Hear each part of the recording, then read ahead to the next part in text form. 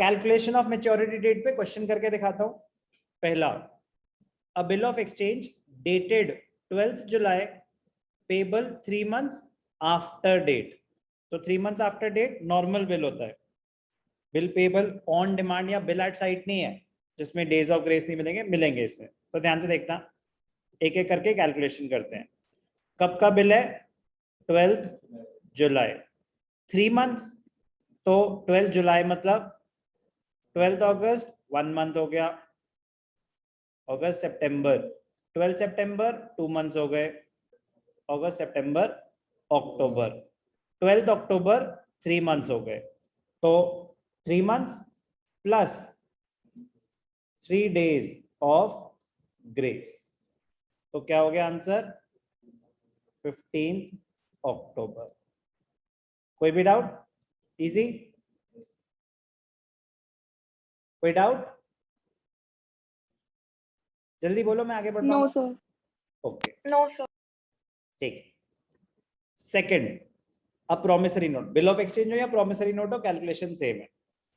Dated 31st March payable 90 days after date. ध्यान से देखना बेटा, if the calculation in number of days, if the time period is given in number of days, calculation will also be done in number of days।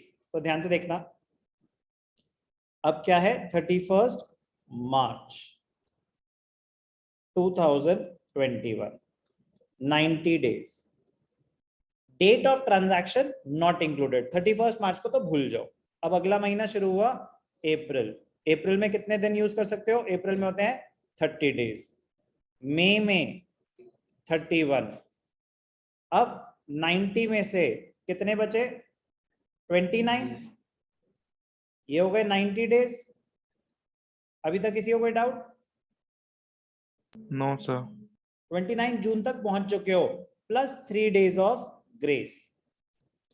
तो 3 days of grace क्या हो गए? 30th जून, जून जून जून में 30 days ही होते हैं। 1st जुलाई और 2nd July, ये आपका first day of grace, second day of grace, third day of grace.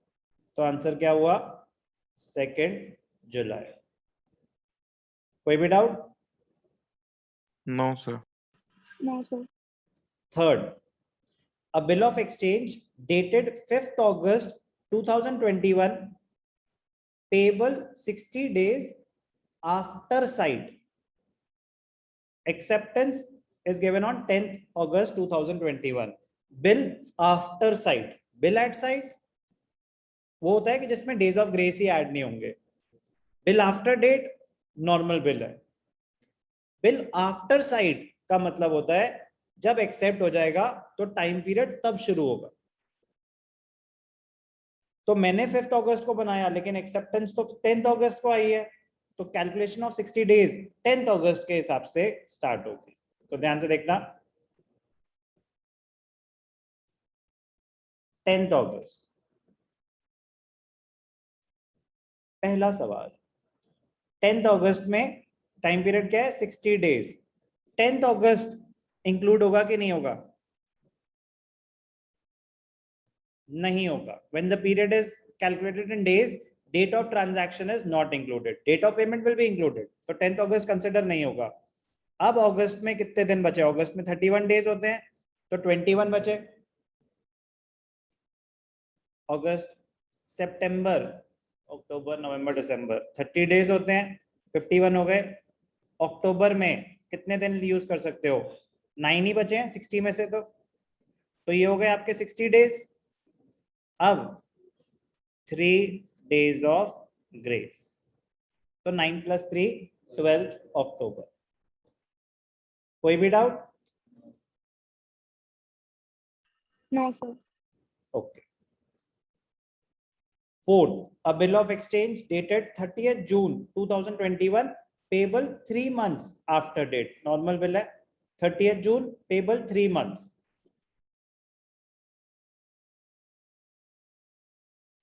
30th June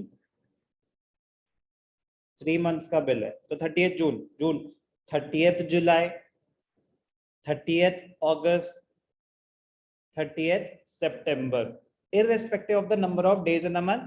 तो 30th, 30th, 30th, तो 30th जून का मतलब 30th July, 30th August, 30th September, 3 days of grace. 30th सितंबर, सितंबर में 30 days ही होते हैं. अक्टूबर 1, अक्टूबर 2, अक्टूबर 3. Date of maturity अक्टूबर 3 आ रही है, वो पब्लिक हॉलिडे नहीं होता, कुछ नहीं. तो आंसर क्या हो जाएगा? 3rd अक्टूबर. सर लेकिन फिर हमने 2 अक्टूबर तो काउंट कर लिया. अरे भैया, अगर डेट ऑफ मेच्योरिटी ही पब्लिक हॉलिडे आ रही है तब प्रीसीडिंग होता है. ये नहीं कि बीच में कोई भी पब्लिक हॉलिडे आ गया था वो काउंट नहीं होगा, ऐसा कुछ नहीं है. नॉर्मल कैलकुलेशन होगी. अगर आपका after adding 3 days of grace public holiday आ रहा होता तब उससे एक दिन पहले पेमेंट होती, वरना नॉर्मल कैलकुलेशन है. कैलकुलेशन करके दिखाऊं? 4th की समझ आ गई? 30th जून से 30th July, 30th August, 30th September plus 3 days of grace, 1st, 2nd, 3rd अक्टूबर. कोई doubt? No, sir. Last, a promissory note dated 27th November, payable 60 days after date, without grace. उसने बोला without grace, वरना after site, after date में सब कुछ normally रहता है. सिर्फ लिखा होता bill at site, bill payable on demand, तो डेज ऑफ ग्रेस नहीं होते. लेकिन अगर मैं स्पेसिफिकली बोल दूं कि नो डेज ऑफ ग्रेस, तो नहीं है. तो 27 नवंबर 60 डेज. ध्यान से देखना, 27 नवंबर 60 डेज. तो 27 नवंबर काउंट नहीं करेंगे. नवंबर में कितने दिन बचे? 3 days. दिसंबर में कितने हैं? पूरे 31. 34 हो गए, कितने बचे? 26. 26 हो गए 60 डेज. और डेज ऑफ ग्रेस तो ऐड करने नहीं है. बट हुआ क्या? 26 जनवरी तो पब्लिक हॉलिडे होता है, तो मैच्योरिटी डेट क्या हो जाएगी? 25 जनवरी. तो ये ध्यान देना है. -1 डे क्यों करना पड़ा? क्योंकि आपकी जो डेट ऑफ मैच्योरिटी है वो एक पब्लिक हॉलिडे आ रही थी 2022. 21 में तो नवंबर ही था.